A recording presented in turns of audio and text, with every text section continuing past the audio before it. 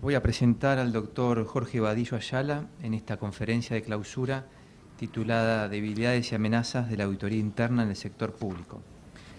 El doctor Jorge Vadillo tiene más de 20 años de experiencia en labores de auditoría interna, financiera, de gestión, forense e informática.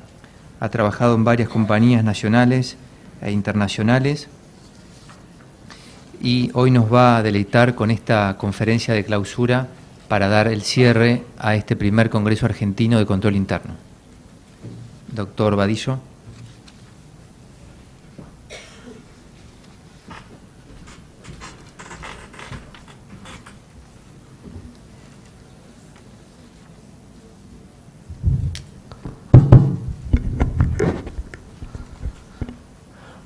Bueno, buenas tardes a todos. Para mí un gusto, un grato honor estar aquí. Señora contadora Mónica Freda, síndica general de la Ciudad de Buenos Aires, señor licenciado Juan Pablo Laporte, gerente de Relaciones Institucionales de la Sindicatura General de la Ciudad, señor Cosme Belmonte, presidente del Instituto de Auditores Internos de Argentina, autoridades, participantes, auspiciadores, colegas todos, gracias por venir. Para mí una alegría poder compartir con ustedes en esta jornada y tener el honor además de ser la charla de clausura, así que espero estar a la altura y que lo que vamos a conversar en estos minutos resulte de utilidad e interés para ustedes. Ok, bueno, vamos a empezar entonces a revisar el material. El nombre de la charla es Debilidades y amenazas de la auditoría interna en el sector público. Una agenda con 3 tópicos para llegar al punto central. Vamos a hablar sobre el balance necesario entre gestión y control, el análisis FODA de la función de auditoría interna y de ese vamos a extraer las debilidades y amenazas, es decir, nos vamos a centrar en esta parte compleja, porque la parte bonita es hablar sobre las fortalezas y las oportunidades, pero vamos a centrarnos en la parte más complicada, que son las debilidades y las amenazas. Vamos a conjugarlas con lo que es el modelo de madurez de una función de auditoría interna en general y en el sector público en particular, y luego vamos a mirar las debilidades y amenazas más usuales en las auditorías internas en el sector público. Gestión y control. Esos 2 conceptos son muy importantes a tener en cuenta en general en la ejecución de las labores de auditoría interna. Tanto en el sector público como privado, la mejor forma de trabajar al hacer auditoría interna es con el enfoque basado en riesgos. Y esto básicamente comprende tener claros 3 elementos: los objetivos que tiene la organización y sus procesos, los riesgos que pueden impedir el logro de esos objetivos y entonces los controles que la organización implementa, tanto para afrontar los riesgos como para lograr los objetivos. En la ejecución de la auditoría interna en el sector público y privado, la esencia es la misma. Por supuesto, claro, una diferencia importante a tener en cuenta es que en el sector privado el objetivo que gobierna la organización es en esencia maximizar las utilidades o la rentabilidad, y en el sector público en esencia el servicio.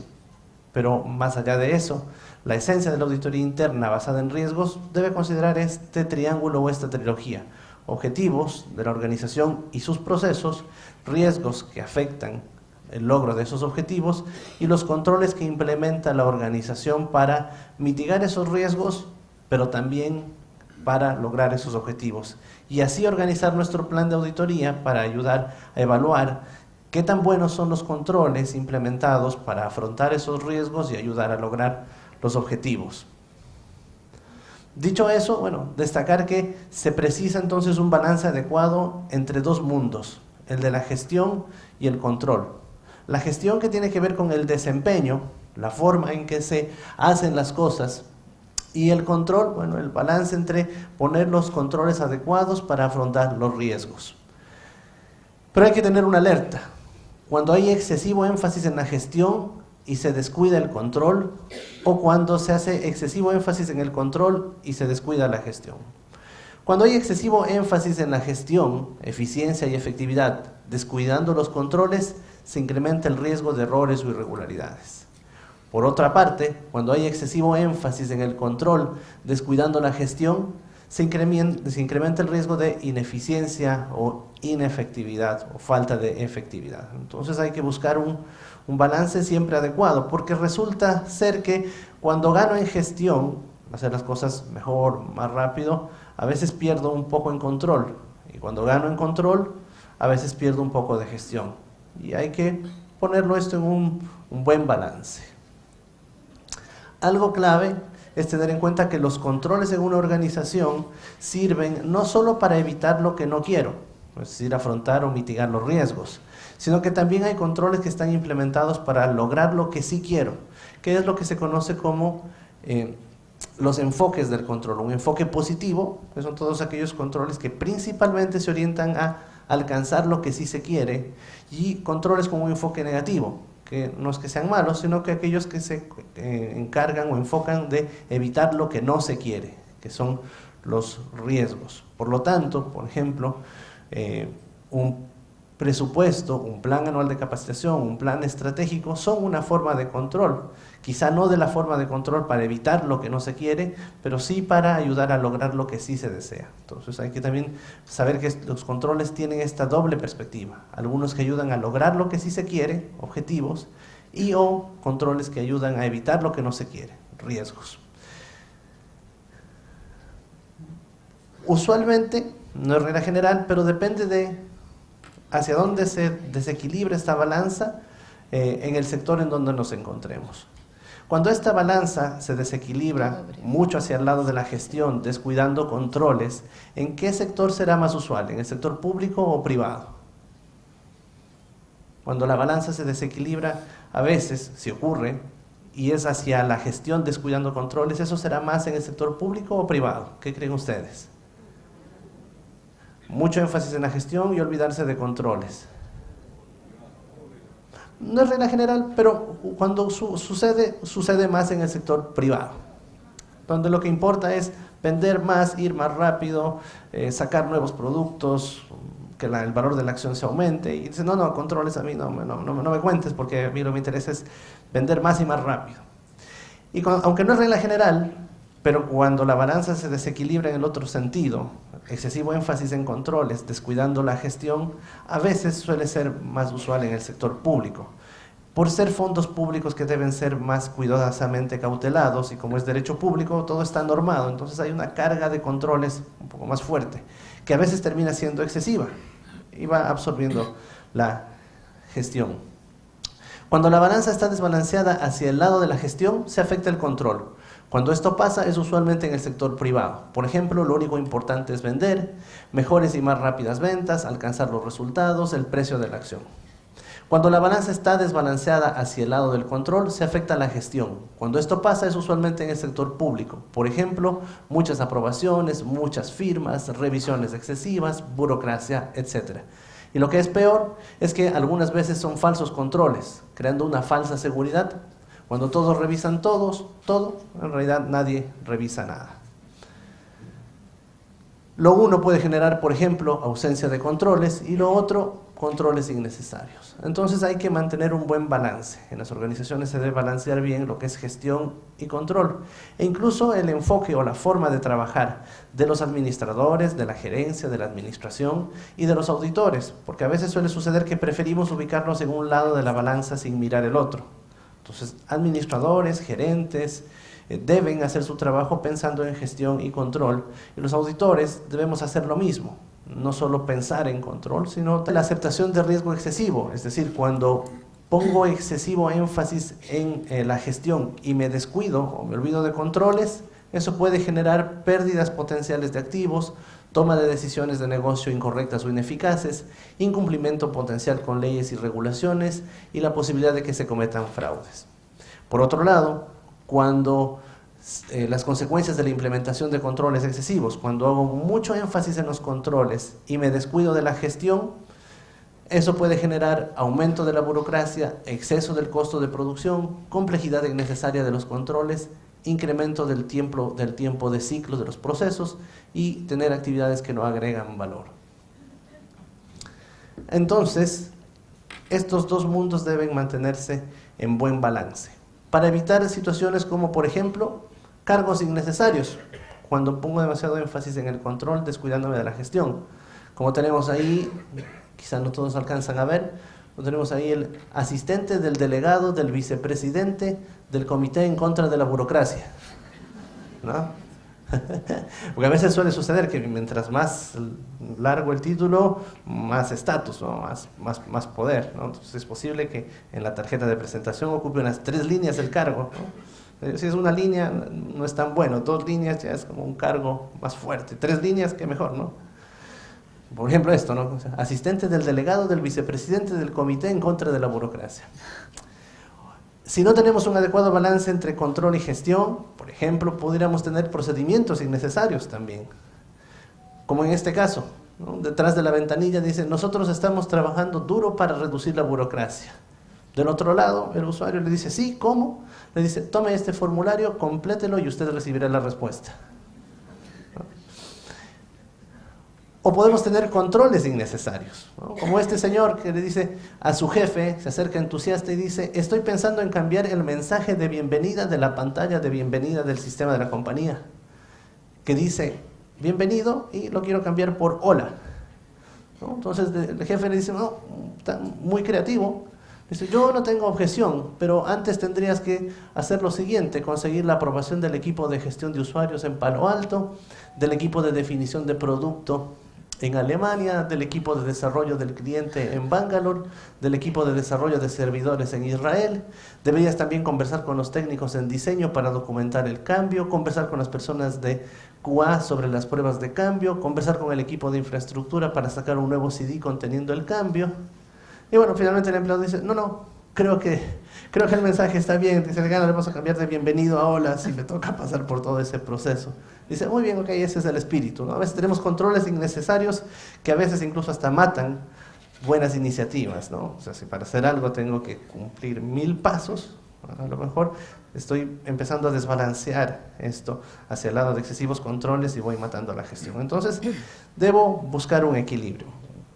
De esta primera parte, ¿cuál es el mensaje? Que bueno, tener esa conciencia, que la administración y los auditores tengamos esa conciencia de que esta es una balanza y que resulta ser que muchas veces cuando gano en gestión pierdo en control y que cuando gano en control pierdo en gestión, y entonces tengo que tenerlo esto bien equilibrado, ¿no? Para que no vaya a cargarse de uno u otro extremo. Otro punto a tener en cuenta es quién tiene que hacer qué en materia de evaluar con el fin de mejorar. Este es el círculo Deming o el ciclo de mejoramiento continuo, seguro todos ustedes lo conocen: planificar, hacer, verificar y actuar. En materia de gestión y de control, de estos dos mundos que estamos conversando, bueno, en materia de gestión y de control, bueno, ¿quién tiene que planificar la gestión? Es decir, la eficiencia, la efectividad, la forma de hacer las cosas, bueno, la administración. ¿Y quién tiene que planificar los controles que van a tener esos procesos? La administración. Entonces la administración planifica gestión y control. ¿Quién ejecuta, quién implementa esos procesos, esa gestión, y quién implementa esos controles? La administración. Entonces la administración planifica gestión y control, la administración implementa gestión y control. ¿Quién verifica, es decir, quién compara lo que se hizo versus lo que se planificó en términos de gestión y en términos de control? Ahí entramos nosotros. Porque la administración, por supuesto que tiene que evaluarse a sí misma, y es importante y necesario, pero necesita otra evaluación. Entonces, que la administración evalúe su gestión comparando lo que hizo frente a lo que planificó es importante y necesario. Que la administración evalúe lo que hizo frente a lo que le planificó en cuanto a los controles que tiene es importante y necesario. Pero esa evaluación carece de algo. ¿Qué le falta a esa evaluación gerencial que es importante? ¿Qué no tiene? Independencia y objetividad. No quiere decir que sea mala esa evaluación, es necesaria, pero le falta algo que le da una evaluación complementaria, la nuestra, la de auditores, que es una evaluación independiente y objetiva, porque ellos quizás, como son los que planifican e implementan tanto la gestión como el control, quizás no ven o no quieren ver una forma de mejorar. Entonces, en esta implementación o en esta verificación de lo que se hace frente a lo que se planifica, entramos nosotros. Hay una evaluación gerencial que debe ser sobre la gestión y el control, y una evaluación de auditoría que debe considerar también, por supuesto, no solo controles, sino también este balance con la gestión. Y es aquí, en esta evaluación, al comparar lo que se hizo frente a lo que se planificó, que se logra el mejoramiento continuo. Yo debo comparar lo que se hizo contra lo que se planificó en materia de gestión y control, buscando si es que hay algún tipo de error o incluso irregularidad. Buscando cuando lo que se hizo no se corresponde con lo que se planificó o cuando lo que se hizo salió peor que lo que se planificó. Ahí busco errores, ¿para qué?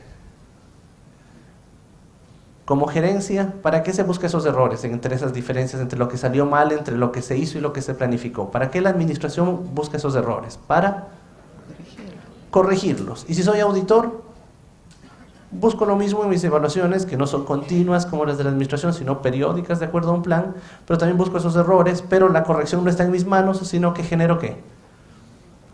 Un informe con las recomendaciones y acordando un plan de acción. Sin embargo, claro, eso es identificar errores para corregir, para rectificar, para mejorar. Pero ¿pudiera ser que lo que hice es mejor que lo que planifiqué? ¿Y eso interesaría identificar o no? ¿Para qué me sirve identificar entonces los aciertos? Porque me sirve identificar los errores para corregir, por supuesto, pero ¿para qué me sirve identificar aciertos? ¿Para qué? Para repetirlos, para que no se pierdan de vista, para destacarlos, para capturarlos, para replicarlos, para compartirlos con otras áreas, con otros procesos o con otras sucursales. Esto es importante porque así como hace un rato veíamos que los controles tienen dos enfoques, un control que es para evitar lo que no quiero, que es el enfoque tradicional, debo tener conciencia de que los controles también sirven para lograr lo que sí quiero, y así no me pierdo la mitad de la película. Y acá también, saber que cuando evalúo, por supuesto debo evaluar para buscar errores, para que sean corregidos o mejorados, pero también debería destinar un tiempo y un esfuerzo y algunos procedimientos a identificar aciertos, lo que los americanos llaman los positive findings o los hallazgos positivos.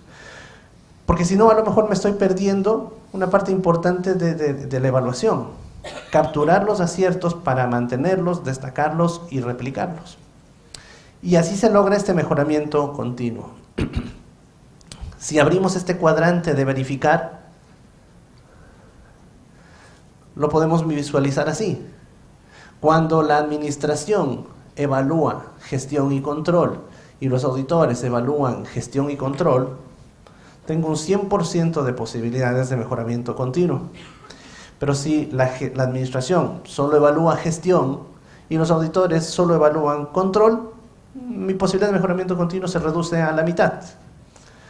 O si la gerencia no evalúa nada y lo deja todo en manos de los auditores y los auditores evalúan solo controles o se enfocan solo en el control y no ven más allá del control, entonces la posibilidad de mejoramiento continuo teóricamente se reduce al 25%. ¿Cómo capturo el 100% de posibilidad de mejoramiento continuo? Cuando la administración y los auditores evalúan el control y la gestión en la organización. La evaluación de la gerencia, tanto de la gestión como del control, es permanente. La de la auditoría es periódica, se complementa. La evaluación de la gerencia es hecha por quien hace y conoce el proceso. Eso le da un plus, por supuesto, pero le quita algo: independencia y objetividad. La evaluación de auditoría es hecha por quien conoce, pero no hace el proceso. Eso le da lo que la otra no tiene: independencia y objetividad. Y si quiero ir un pasito más allá, puedo avanzar hacia que yo voy a hacer auditoría continua, es decir, voy a tener algunos indicadores clave a los que voy a ir monitoreando usualmente gracias a la tecnología, para en línea irlos chequeando y recibir mensajes cuando hay algún parámetro extraño o fuera de lo usual. Pero se recomienda que si yo hago auditoría continua, para esos mismos indicadores la administración tenga implementado monitoreo continuo. Finalmente, para cerrar esta primera parte, que era conversar sobre gestión y control, algo clave es también definir quién tiene que hacer qué. En los últimos años han salido algunos marcos metodológicos de cumplimiento, de gestión de riesgos, el mismo IPPF o Marco para la Práctica Internacional de la Auditoría Interna, que se va mejorando continuamente, marcos de control interno, pero no todos ellos dejan en claro quién tiene que hacer qué. Y por eso es que en los últimos años se empezó a generar este modelo de las 3 líneas de defensa. Empezó principalmente en Europa y se ha irradiado al mundo, y han adoptado ya varias organizaciones y con mucha fuerza el Instituto de Auditores Internos. ¿Por qué? Porque me ayuda a clarificar. Tengo varios marcos metodológicos que me dicen cómo hacer control interno, cómo hacer gestión de riesgos, cómo hacer compliance, pero faltaba un marco que me ayude a tener en claro quién tiene que hacer qué. Y surgió este modelo de las 3 líneas de defensa, que plantea, como ustedes conocen, que hay una primera línea de defensa que es la administración en primera línea, que es la dueña de implementar, vivir, mejorar, evaluar los controles. Una segunda línea de defensa que también es gerencial, que son las funciones de aseguramiento de la propia gerencia, para evaluar que también funciona la primera línea.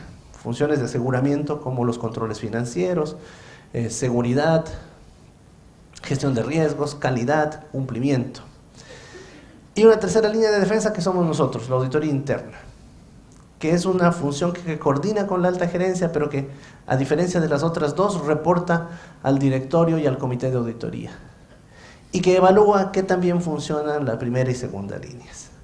Bueno, incluso en algunas circunstancias, la segunda y tercera línea, en algunas entidades, incluso tienen cierta combinación, y eso también está normado. Recién sacó un documento del Instituto de Auditores Internos que se llama Auditoría Interna y la segunda línea, estableciendo hasta dónde se puede colaborar o interactuar con la segunda línea y qué cosas ya no serían tan convenientes. Este modelo es aplicable, por cierto, en el sector público y en el sector privado, pero en el sector público tiene sus complejidades. En el sector público, la línea de reporte de auditoría interna a veces es más compleja. A veces no existe un organismo de gobierno corporativo, directorio o comité de auditoría. De repente, a veces solo existe la máxima autoridad.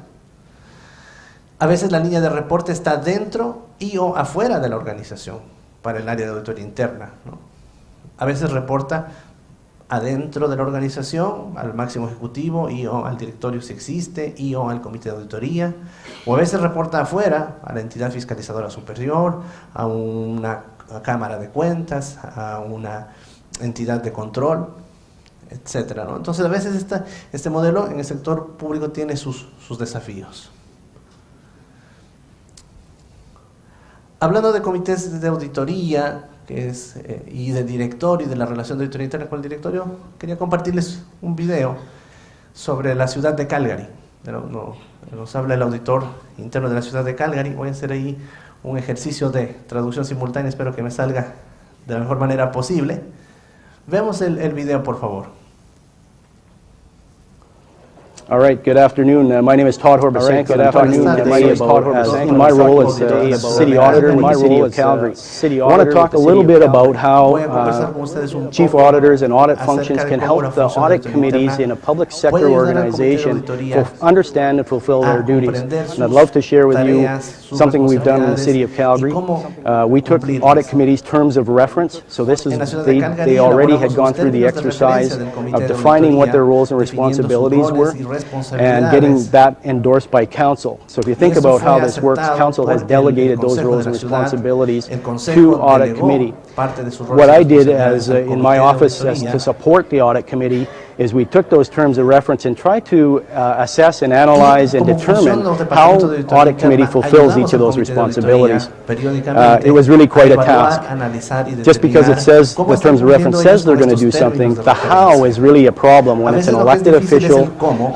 They're not experienced Audit Committee members. I mean, they gain experience over time, but to really understand how they fulfill their duties, we took the steps of trying to determine and document once the how, and then where we went was sometimes we couldn't actually define the how. So we identified that as a gap, and those have become action items for Audit Committee to start to work on and define exactly how they do want to execute their duties.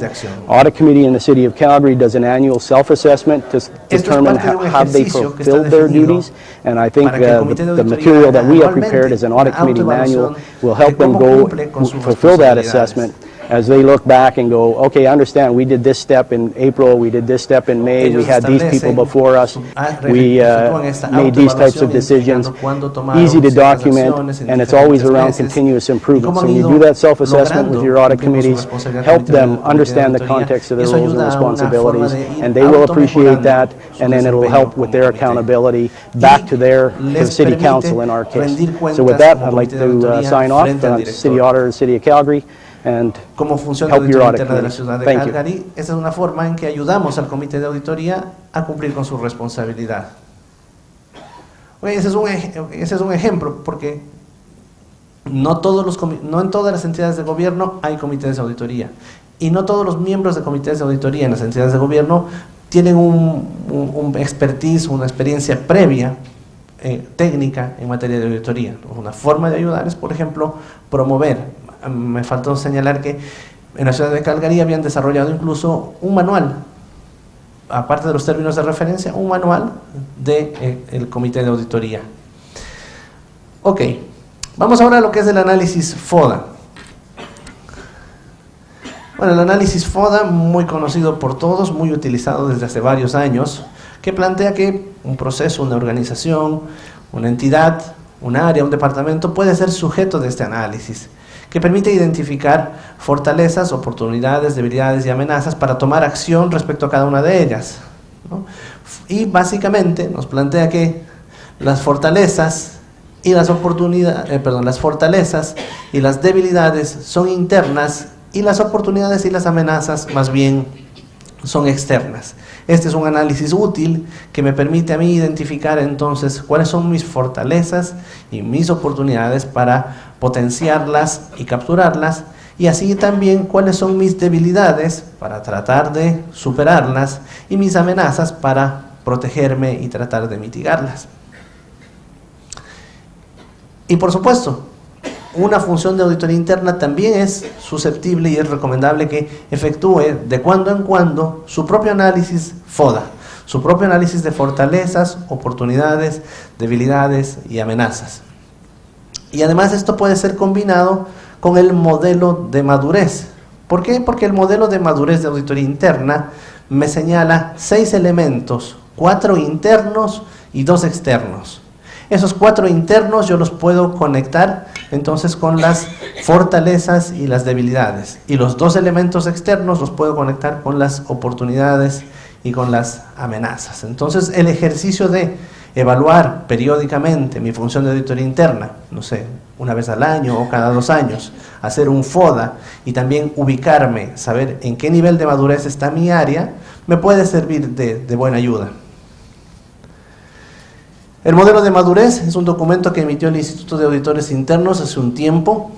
Es un marco para evaluar la unidad de auditoría interna. Como todo modelo de madurez, básicamente me define niveles específicos con características particulares, y me sirve además como una ruta para crecer.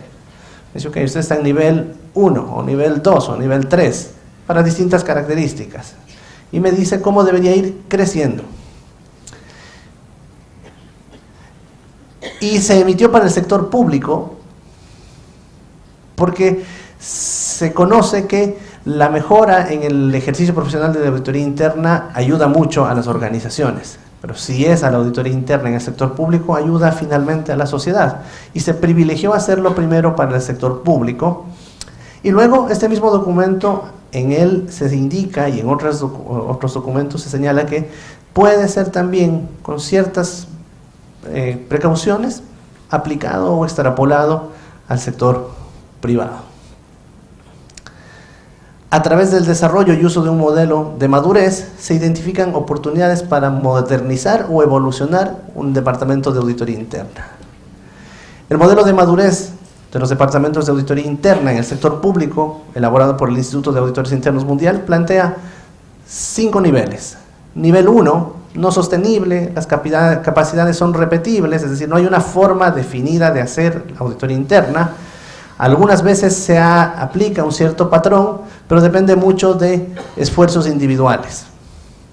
Un nivel 2 se llama infraestructura, que tiene que ver con prácticas y procedimientos de auditoría interna sostenibles y repetibles. Ya hay una forma sustentable de hacer las cosas, aunque no está plenamente documentada o definida. Nivel 3, integrado. Hay una gestión y prácticas profesionales de auditoría interna uniformemente aplicadas. Ya es una forma de hacer auditoría interna consistente, documentada, definida. Nivel 4, administrado. Incluso hay indicadores de desempeño del área de auditoría interna, una forma robusta y consistente de hacer el trabajo de auditoría interna y alineado con las mejores prácticas y las normas de auditoría interna. Y un nivel optimizado, donde auditoría interna aprende de adentro y de afuera de la organización, tiene implementado un sistema de calidad y de mejoramiento continuo y está plenamente posicionada no solo como un proveedor de aseguramiento, sino como un asesor confiable de la administración. Estos son como los 5 niveles de madurez de la auditoría interna en el sector público. Para cada uno se consideran 6 elementos. En los servicios y el rol de la auditoría interna en la organización, qué servicios brinda y qué rol desempeña en la entidad, cómo gestiona su personal, cuáles son las prácticas profesionales que ejecuta, la gestión de desempeño y la rendición de cuentas que hace el Departamento de Auditoría Interna, la relación y la cultura organizacional y la estructura de gobierno corporativo. Entonces, 5 niveles y para cada nivel 6 elementos. La capacidad óptima, como es un modelo de madurez, no es que siempre deba estar en el nivel óptimo, debe ser lo que precise y lo que sea acorde con la organización en la que estoy. Por ejemplo, si yo me voy a movilizar de la casa a la oficina y vivo a 3 cuadras, y para eso nada más necesito un auto, será innecesario comprarme un Jeep 4x4 con un motor gigantesco, sería como exagerado. O si, por ejemplo, no soy muy apegado a la tecnología y no uso redes sociales y uso el teléfono solo para llamar, a lo mejor no necesito un smartphone porque va a estar subutilizado, ¿no? Entonces, un modelo de madurez no quiere decir que siempre debo apuntar al nivel máximo, porque eso tiene también su costo. Debo identificar el nivel de madurez mínimo aceptable para mi realidad y mi organización. Claro, por supuesto, se esperaría que siempre debería ser entre integrado, administrado y optimizado, ¿no?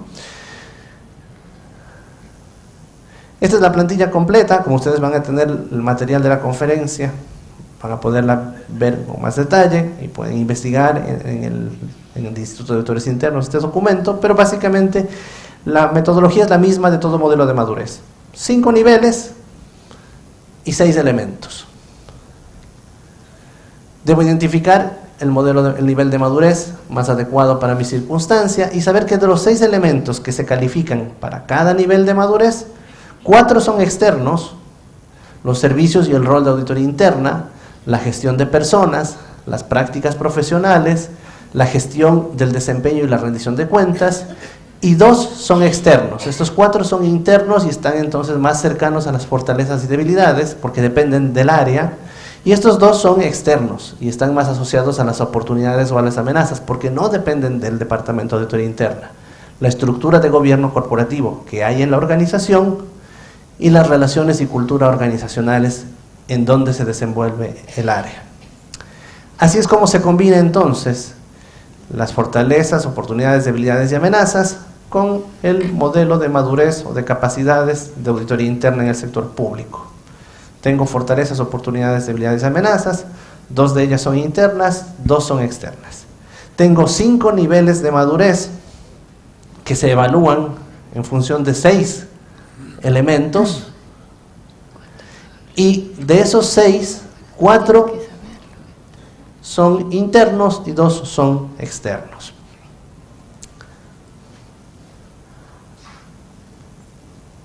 Conversemos ahora entonces sobre las debilidades y amenazas en el sector de la auditoría interna en el sector público, que es la esencia de esta conferencia. Nada más para recapitular lo anterior, ¿cuántos niveles de madurez plantea el documento del Instituto de Auditores Internos para la auditoría interna en el sector público? 5 niveles de madurez. ¿Quién recuerda cuáles son? Una pequeña ayuda. 5, ¿cierto? El primero, inicial, infraestructura, integrado, administrado, optimizado.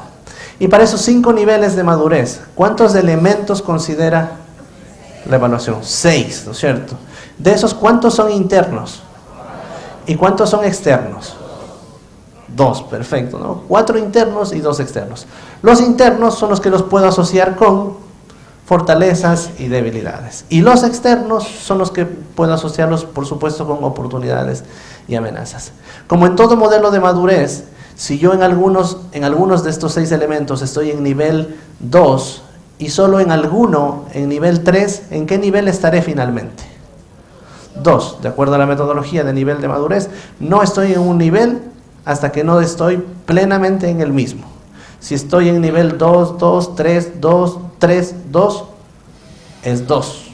Y si quiero ir al nivel 3, mi plan de acción empieza por mirar en los que estoy en nivel 2, ¿qué debo hacer para levantarlos a nivel 3?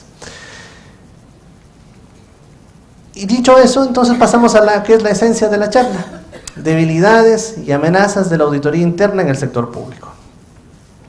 ¿Qué es sector público? Bueno, hay este documento que habla sobre la diversidad de entidades que hay en el sector público. En esencia, niveles como entidades gubernamentales internacionales, ¿como cuáles, por ejemplo? ¿Cuáles son organismos gubernamentales multinacionales?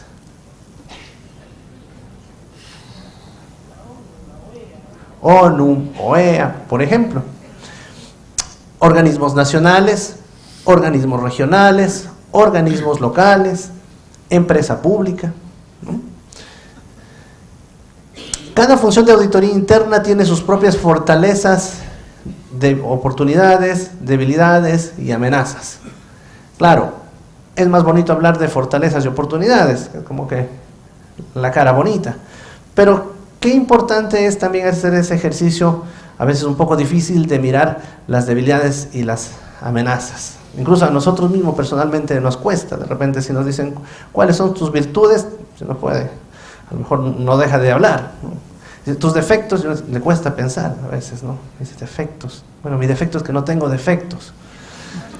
Sí, haciendo un esfuerzo por reconocer algún defecto, ¿no? Pero es importante, aunque a veces es quizás está incómodo hablar sobre defectos y amenazas.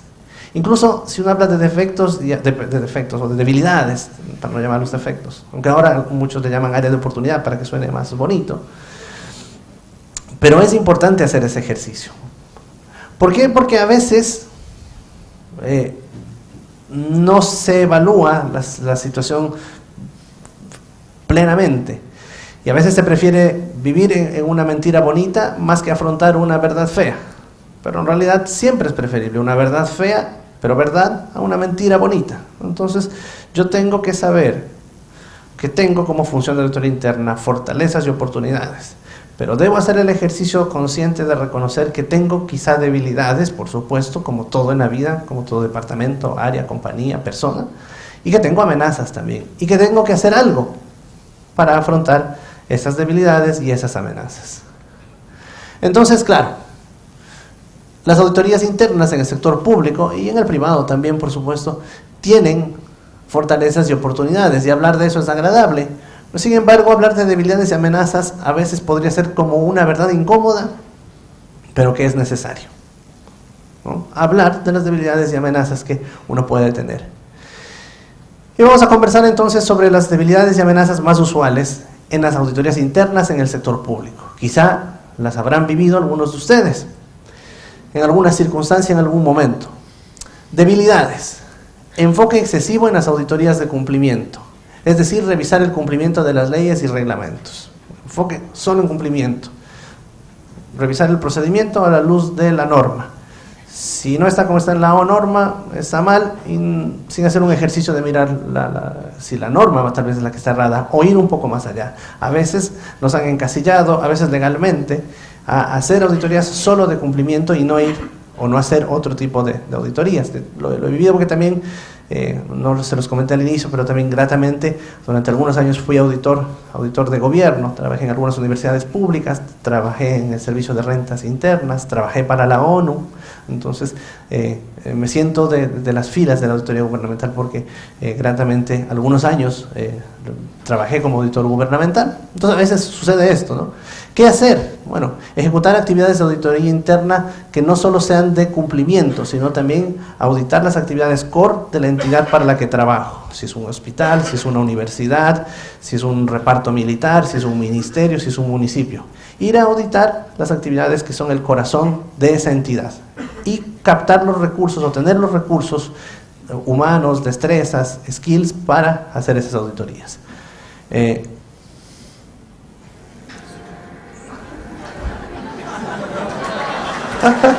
Pues, se va tratando de luchar contra el tiempo, pero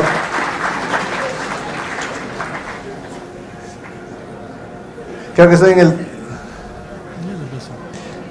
tiempo de cierre.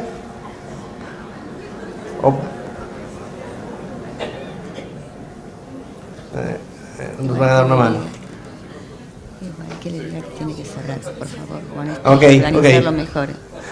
No, pensé, dije, como mi tiempo, como empecé media hora tarde, dije, no, bueno, es una forma así como, así, llegó el tiempo de almorzar. Ok, no, estamos con un tema de audio, pero creo que ya lo van a reconectar, ¿cierto? Ok, bueno, mientras tanto puedo ir avanzando. No, solo déjenme ver. Tengo el plan B.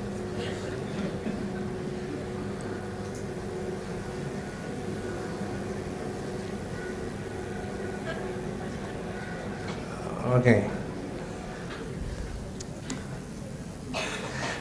Segunda debilidad que suele ocurrir, líneas de reporte complejas e inapropiadas.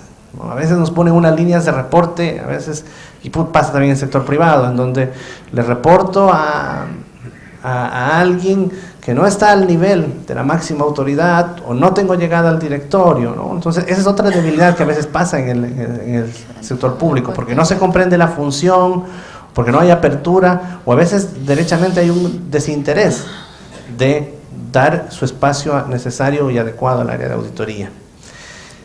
Tercera debilidad, asignación formal o informal de responsabilidades de investigar fraudes, pero sin darle los recursos para hacerlo. Es otra debilidad que a veces se presenta.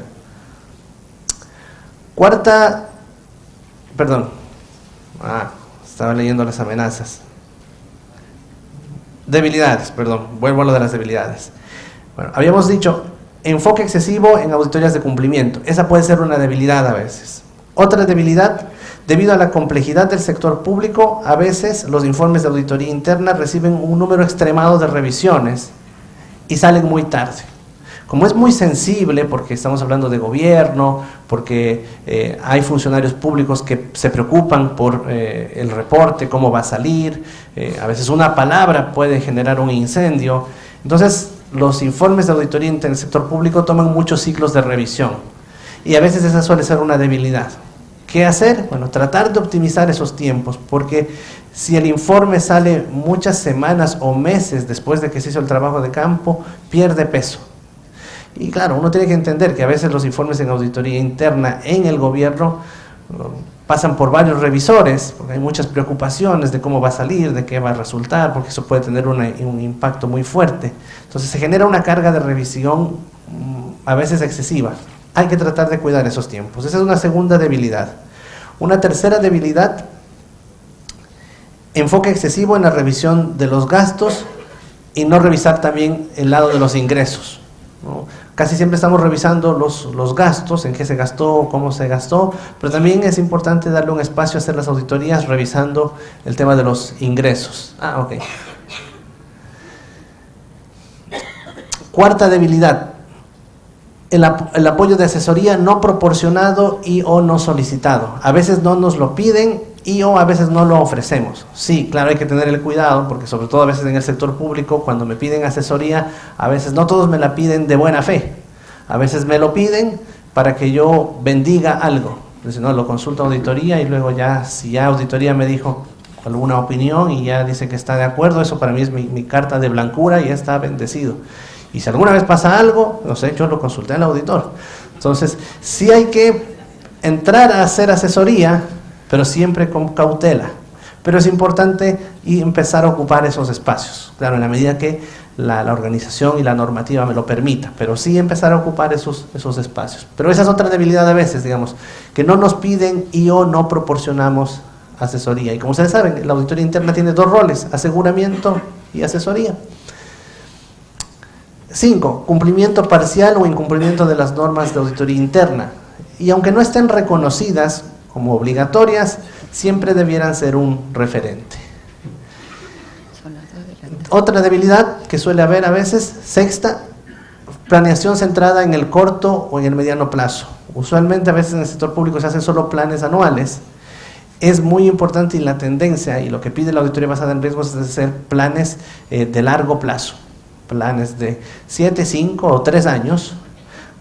Ir aprobando, por supuesto, la porción anual de cada plan, pero tener una visión de largo plazo. ¿Okay? ¿Qué voy a auditar? Para poder poner ciclos, es decir, en este tiempo de 5 años, yo voy a cubrir todos estos procesos. Y este proceso, que es muy importante, tiene ciclo anual, lo voy a auditar todos los años. Y este proceso, que es importante, pero no tanto como el otro, le pongo un ciclo de 2 años. Cada 2 años lo voy a estar revisando. Y este otro proceso, que es importante, pero no como los otros dos, por lo menos una vez en un marco de 3 o 5 años, lo voy a ir a revisar. Entonces, tener mi universo de auditoría, distribuirlo en un plan de largo plazo y poner incluso ciclos a ciertas auditorías. A veces una debilidad en el sector público es que se trabaja solo con un plan anual, entonces tiene una mirada solo de un año. Otra debilidad en el sector público es la tentación de adoptar actitudes extremas en el desarrollo de las actividades. A veces excesivo perfil bajo, a veces para evitar conflictos y pasar desapercibida el área.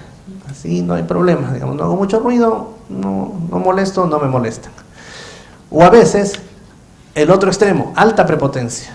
Si no, yo soy aquí el auditor, vengo a controlar, ábranme la puerta, denme los documentos, ¿no?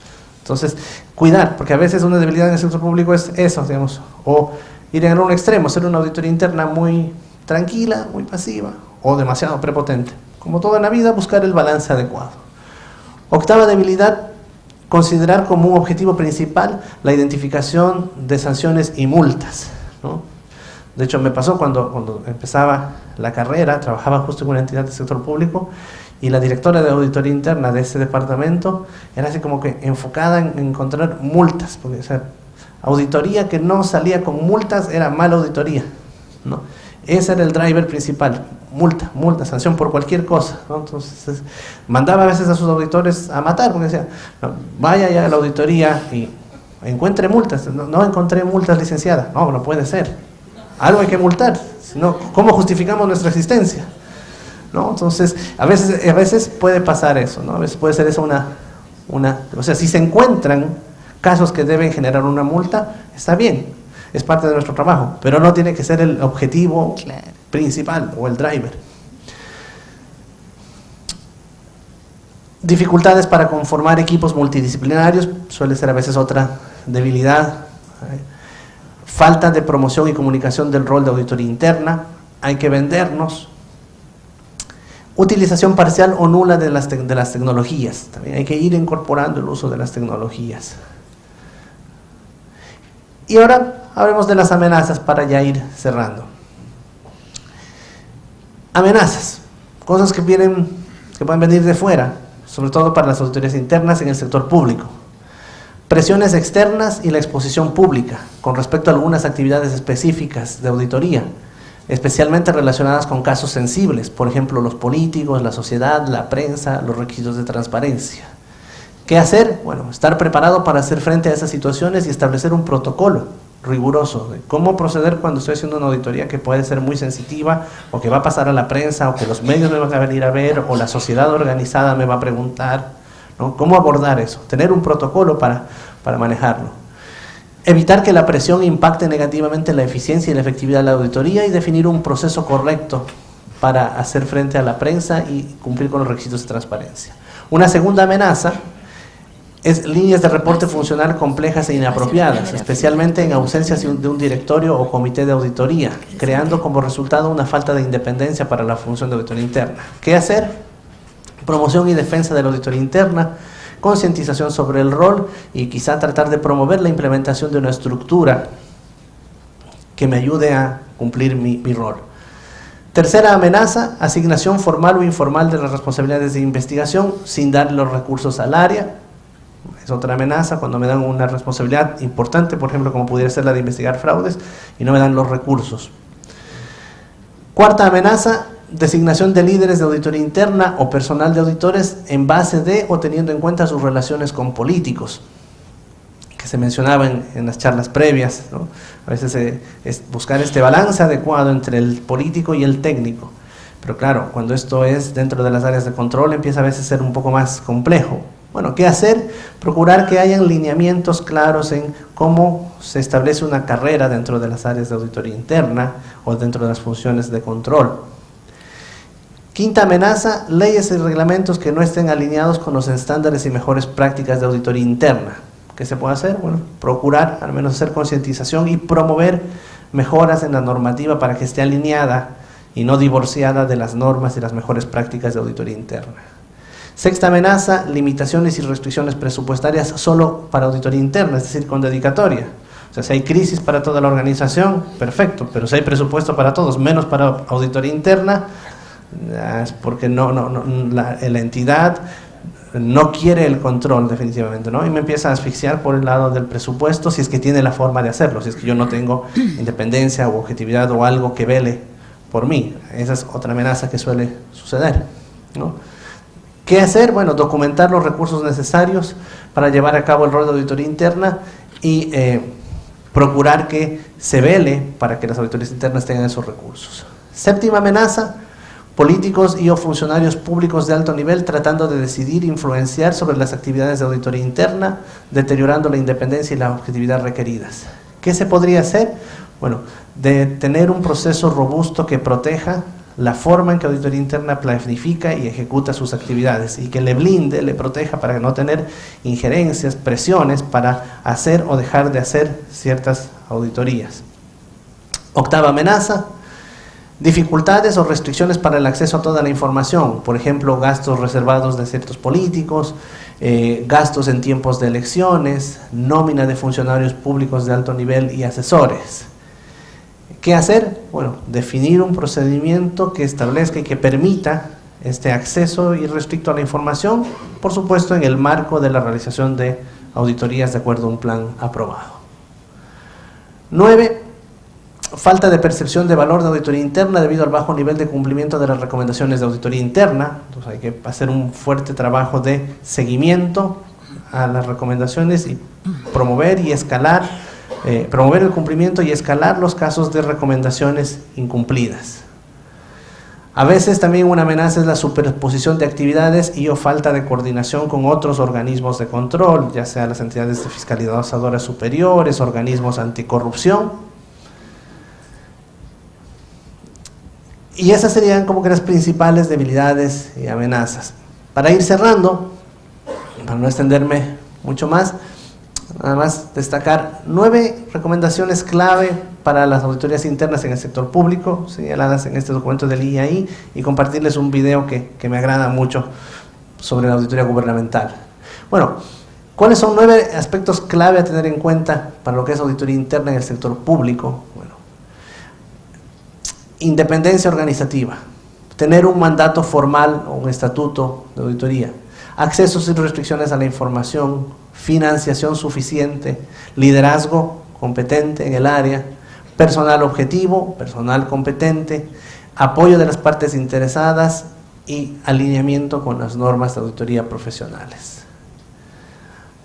Compartirles antes un caso, por ejemplo, que sonó mucho hace unos años, un caso de un auditor, en donde de repente cambiaron en una ciudad en Estados Unidos, hubo elecciones, vinieron nuevos consejeros a la ciudad, y de repente uno de los nuevos consejeros fue designado como presidente del comité de auditoría, y sin conocer el asunto y quizá tratando de limitar el accionar del auditor, le emitió un comunicado de este tenor, del nuevo presidente de la Comisión de la Ciudad para el auditor interno. Le dice: por favor, señor auditor, para el mediodía de cada viernes, por favor entregue a la comisión el reporte de su trabajo para la semana siguiente. Este reporte debe incluir al menos cualquier reunión o conferencia telefónica que usted tenga agendada y los proyectos específicos en los que estará trabajando. Cuando se describa una reunión, por favor indique con quién se tendrá la reunión y el propósito de la misma. Otras cosas, y también le dice: por cierto, sin mi permiso previo, usted no puede reunirse con ninguna persona fuera de la organización. Tiene que pedirme permiso si se va a reunir con alguien de fuera de la organización. Y usted debe reenviarme todos los requerimientos de reuniones, indicarme todas las reuniones que va a tener con alguien, con 24 horas de anticipación para aprobarle esa reunión.